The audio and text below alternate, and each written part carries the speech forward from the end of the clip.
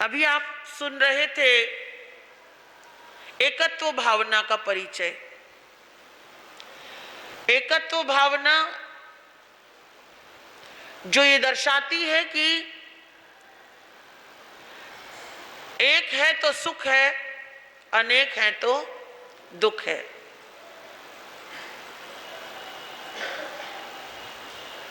हमारा भी विषय चल रहा है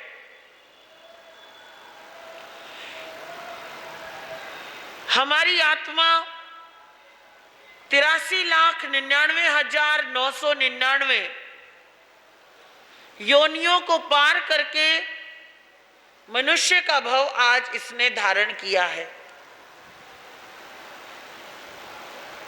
प्रत्येक मनुष्य अपना जीवन जीता है, यूं कह दूं कि प्रत्येक जीव अपना जीवन जीता है। कोई मरकर जीता है तो कोई जीते जी जीता है, कोई जीते जी मरा हुआ रहता है तो कोई मरने के बाद जीता है। चारों बातें हैं। कोई सम्मान के साथ जीता है, कोई अपमान के साथ जीता है। कोई सम्मान कराकर अपमान करा लेता है, कोई अपमान करने के बाद, ठोकरे लगने के बाद सम्मान की बात हो जाती है।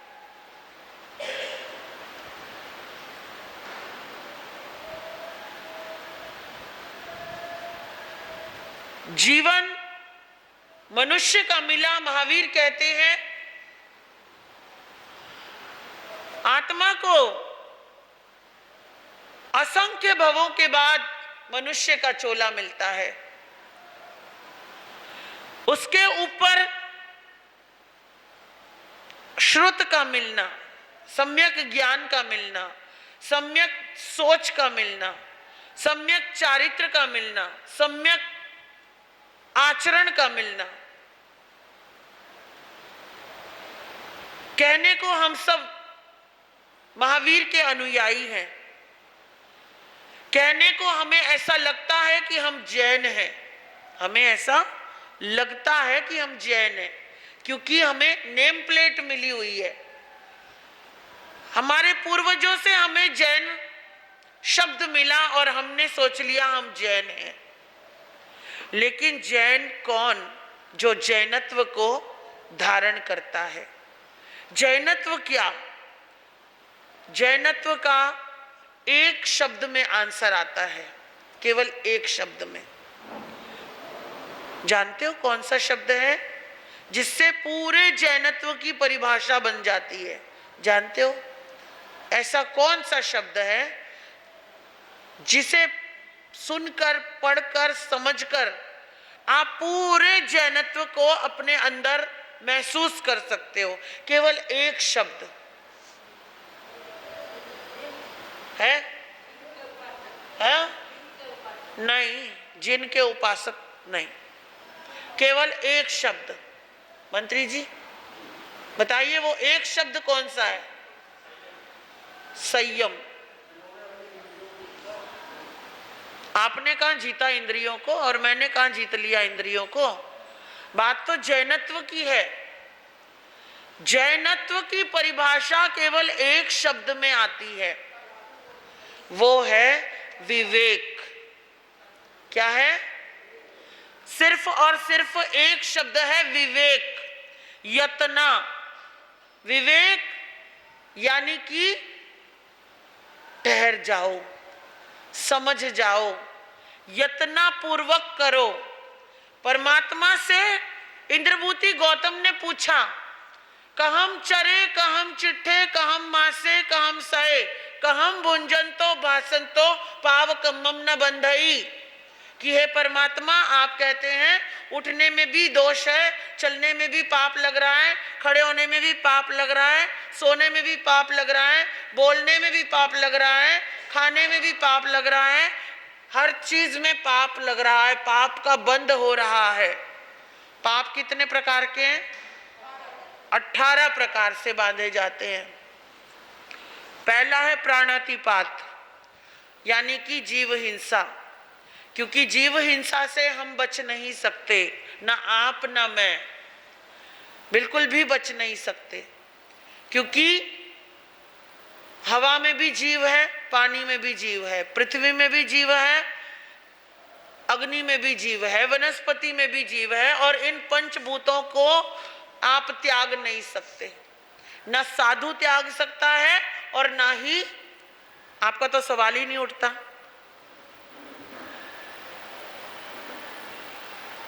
तो परमात्मा ने एक ही शब्द दिया। क्या शब्द दिया?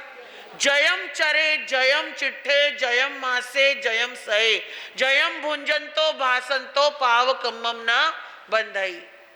पहला है प्राणातिपात, जीव की हिंसा से हम बच नहीं सकते और निरंतर पाप आ रहा है। दूसरा है मृषावाद, झूठ शब्द, झूठ बोलना, कुछ ना कुछ भाषा वर्गणा में कुछ ना कुछ असत्य संभाषण हो ही जाता है। कितने ही हम सच्चे हों, कितना ही सत्य बोलते हों, लेकिन फिर भी कहीं ना कहीं सच मिश्रित झूठ आ जाता है।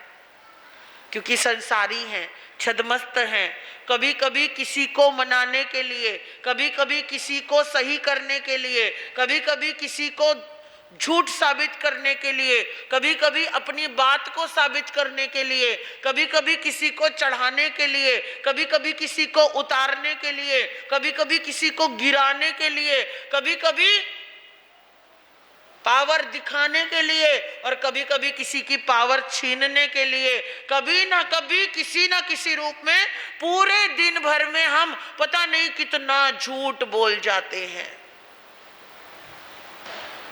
और परमात्मा कहते हैं कि पूरा झूठ ना सही, आधा झूठ भी झूठ ही कहलाता है। मिक्सचर, मिश्र भाषा भी असत्य संभाषण ही कहलाती है। आपने मुझे कोई बात कही, दूसरे ने आके पूछा महाराज जी क्या वो ऐसा कह रहा था, अगर मैंने ये कह दिया कि वो कह रहा था तो भी झगड़े हो जाएंगे, और नहीं कहा तो मैं उस झूठ के हिस्सेदार बन रही हूं। लेकिन वहां विवेक काम करता है कि जिस बात से झगड़ा शुरू हो जाए, जिस बात से विद्रोह शुरू हो जाए, जिस बात से अनबन हो जाए, जिस बात से संगठन टूट जाए, ऐसी बात कहनी नहीं साधु को। जिस बात से किसी के प्राणों का घात होने वाला हो, जिस बात से किसी का सत्य उजागर होने वाला हो, जिस बात से किसी की जिंदगी और मरण का प्रश्न आ जाए, साधु को ऐसी बात नहीं बोलनी। तब महावीर ने कहा मौन हो जाओ। क्या हो जाओ? मौन हो जाओ। चाहे आप पर कितने ही एलिगेशन लग जाएं उसके बाद, लेकिन आपको ऐसा सत्य बोलना नहीं। लेकिन वो ऐसा सत्य ना बोला गया तो फिर वो कहीं ना कहीं मिश्रित हो जाता है, झूठ में बदल जाता है। और लेकिन उस बड़े पाप से बचने के लिए कहीं ना कहीं छोटा मृषावाद हमारे जीवन में आता रहता है। हम चाहे ना चाहे वो आता रहता है, क्योंकि पाप है, वो आएगा ही। अदत्ता दान, चोरी, मैं आपसे पूछूं आप चोरी करते हो, आप बोलोगे नहीं। आप मुझसे पूछो महाराज जी आप तो चोरी नहीं करते होंगे, मैं बोलूं नहीं, तो ये भी असत्य है। चोरी तो बड़ी सूक्ष्म चीज है। अदत्त, जो बिना किसी की दी हुई वस्तु, समझो मैं इस स्थानक में हूं, आपकी आज्ञा लेकर अंदर आई हूं, अलमारियां हैं, कुछ किताबें हैं, आसन है, पाटा है, जाने क्या क्या चीजें हैं, कुर्सियां हैं, टेबल है, कोई भी चीज है, मेरे शिष्याओं की चीजें हैं, मेरी अपनी चीजें हैं, मेरे बहन की हैं, मेरे किसी की गुरु की हैं, मेरे शिष्य की हैं, किसी नाते रिश्ते की हैं, कोई भी चीज हो, आपके साथ भी, अगर मैंने उसको बिना पूछे छू लिया, अदत्त का दोष वही शुरू हो जाता है। अदत्त का दोष, अदत्त का पाप वहीं से शुरू हो जाता है। छूना तो छोड़ो, महावीर कहते हैं कि वाणी में आ जाए, मन में आ जाए, मन में भी आ गया, वहीं से अदत्त शुरू हो जाता है। बड़ा सूक्ष्म है जैन धर्म और कर्म सिद्धांत। चौथा है मैथुन, मन वचन काया से। विचारों के अंदर जब हमारा असंयम आता है, चाहे वो मस्ती में आए, मजाक में आए, किसी को देखकर आए, किसी को बिना देखे आए, कोई कैसी भी प्रतिक्रिया, किसी के सौंदर्य का गुणगान कर लिया, किसी के है ना असौंदर्य का भी गुणगान कर लिया, किसी को राग भरी से दृष्टि से उठाकर भी देख लिया, वहीं पर वो पाप भी आने लगता है। परिग्रह, परिग्रह तो चक्रवर्तियों के पास जिन्होंने मोक्ष पाया वो अपरिग्रही थे, भले ही वो 6 खंड के अधिपति थे, लेकिन जिसके पास केवल एक जोड़ी कपड़ा होता है वो भी महापरिग्रही कहला देता है। परिग्रह बाहर की वस्तुओं से तो ठीक है, वो एक अलग चीज है, लेकिन परिग्रह कहाँ है? हमारे भीतर में है। ये एक छोटा सा पेन है ना, इस पेन का भी परिग्रह हो सकता है मुझे, ये मेरा है, मैं क्यों दूं? ये मेरा है, इसे मत छूना, ये मेरा है, खराब हो जाएगा, ये मेरा है, संभाल के रखना है, वक्त आने पर काम आएगा। ये सोच हमारी परिग्रह का बंद कर रही है। और ठीक है, ये मैंने लिया है कार्य करने के लिए, इस पर मेरा अधिकार नहीं है। ये भीतर की बातें हैं, ये भीतर की बातें हैं। भीतर से चलता है पाप, भीतर से आ रहा है पाप। और परिग्रह हमारे को एक छोटे से पेन का हो सकता है, और अपरिग्रही 6 खंडों का अधिपति होने के बाद भी अपरिग्रही रहता है, क्योंकि वो भीतर से उससे जुड़ा हुआ नहीं है। पता है शुभ कर्म बांधे थे, पुण्य बांधे थे, तो आज मुझे सब मिल गया, सुख संपत्ति मिल गई, ढेरों पैसा मिल गया, दौलत मिल गई, सोना चांदी मिल गया, महल मकान मिल गए, लेकिन कितनी देर? जब तक मेरा पुण्य है बस उतनी देर। किसी का कुछ मैंने ले लिया और मैं इतराने लगूं, दूसरे को बोलने लगूं तेरे कर्म में नहीं था, तुझे नहीं मिला, मेरे कर्म में था, मुझे मिल गया। हमारी चालाकी, हमारी होशियारी, हमारा दूसरे की चीज पर अपना अधिकार बना लेना। पुण्य है तो कर्म ने तेरा साथ दे दिया, तुझे मिल गया, लेकिन वो कौन से रास्ते यूं फिसल के जाएगा जिस दिन पुण्य खत्म हो जाएगा। समझ गए? पाप बड़ी जल्दी उदय में आएगा, क्योंकि पुण्य बांधने के केवल 9 रास्ते हैं और पाप आने के कितने हैं? 18 रास्ते हैं, और 18 रास्तों से लगातार पाप आ रहा है, पाप आ रहा है, और आपको समझ में ही नहीं आ रहा कि पाप इतने बढ़ रहे हैं। मैंने कर्म का बताया था ना, आत्मा एक समय में कम से कम 7 से 8 कर्मों का बंधन बांध रहा है, और वो बंधन आ रहे हैं, आ रहे हैं, आ रहे हैं, और वो हम कर्मों के दलदल में, कर्मों के ढेर में दबते जा रहे हैं।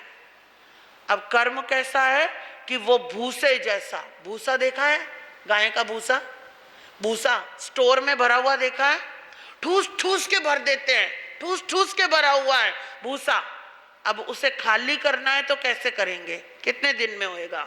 समझ लो ये आपका इतना बड़ा हॉल है, इसमें भूसा ठूस ठूस कर भरा जाए, एक जगह ना हो पैर, मतलब एक सुई डालने की जगह ना बचे, और ऐसे में आपको कह दिया जाए कि इसे फौरन खाली करो, तो मंत्री जी कितनी देर में खाली हो जाएगा? वो टाइम लगेगा। और कोई बताना चाहेगा? पीछे बैठे हुए मेरे भाई जो सो रहे हैं वो जाग जाइए, जरा हाथ लगा दीजिए। देखो पता नहीं आनंद में पहुंच रहे हैं वो तो। जरा हाथ लगाओ आपके पीछे, पीछे अपने पीछे देखो, हाँ वापस लाओ उन्हें देवलोक से। हाँ जी, आ जाओ, आ जाओ, आ जाओ, आ जाओ। बताइए तो उसको कितनी देर में खाली किया जाएगा? कोई है बुद्धिमान प्राणी? माता जी बताओ कितनी देर लगेगी उसे? ये समझ लो ये हॉल है, इसमें ठूस ठूस कर भूसा भर दिया गया है, और सुई वापस अंदर घुस जाए उतनी जगह भी नहीं है अनीता जी। ले पंखा चलाने की जगह कहां बचेगी आपकी? और कहां जाए कि इसे खाली करना है? Yes, right answer, right answer Ravi भैया का। एक चिंगारी, एक चिंगारी उसमें डाल दो, घंटा भी नहीं लगेगा, पूरा भूसा जल के राख बन जाएगा। है कि नहीं? होगा या नहीं? सहमत हो बाबा जी? पक्का? एक चिंगारी। तो वो जो कर्म है ना हमारे, जो लगातार आ रहे हैं आ रहे हैं आ रहे हैं, एक समय में 7 से 8, और समय कितना सूक्ष्म, जितनी देर में पलक झपकी और उठ गई, इतनी देर में अनंत कर असंख्य समय बीत गया, इतनी देर में इतना सूक्ष्म, सेकंड से भी मिली सेकंड, सेकंड के भी 60 मिली सेकंड होते हैं, एक सेकंड में 60 मिली सेकंड होते हैं, उस मिली सेकंड जितना एक समय लगा लो, समझ रहे हो? एक समय, और उस मिली सेकंड में इतने कर्म आ रहे हैं, इतने कर्म आ रहे हैं, दिन भर में, रात भर में, अगले दिन, एक हफ्ते में, एक महीने में, एक साल में, या हमारे जितने साल बीत गए, कर्म भरे जा रहे हैं, भरे जा रहे हैं, भरे जा रहे हैं, भरे जा रहे हैं। अब किया क्या हमने? उस कर्म को हटाने का क्या प्रयास किया? क्या किया?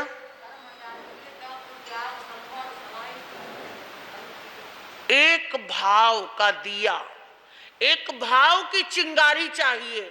क्या चाहिए? भीतर में रहे हुए राम को एक भाव की चिंगारी चाहिए बस। और वो एक चिंगारी कौन सी? वो सतगुरु का उपदेश हो सकती है, वो जीवन के अंदर कल्याण का मार्ग बन सकती है, वो प्रतिक्रमण का एक शब्द हो सकता है, वो हमारे भीतर का अपना स्वाध्याय हो सकता है, वो ध्यान हो सकता है, वो कायोत्सर्ग हो सकता है, वो आपके जीवन की एक सामायिक हो सकती है। लेकिन शर्त ये है कि आपको उसे समझकर, जानकर, सोचकर, संभाल कर करना होगा कि भैया मैंने इतने वर्षों से जो कर्म बांधे हैं, मेरा दम घुट रहा है सोचूं तो मैं। आज महाराज ने बोला है कि इतने कर्म आ रहे हैं, घुट रहा है क्या? दम घुट रहा है क्या?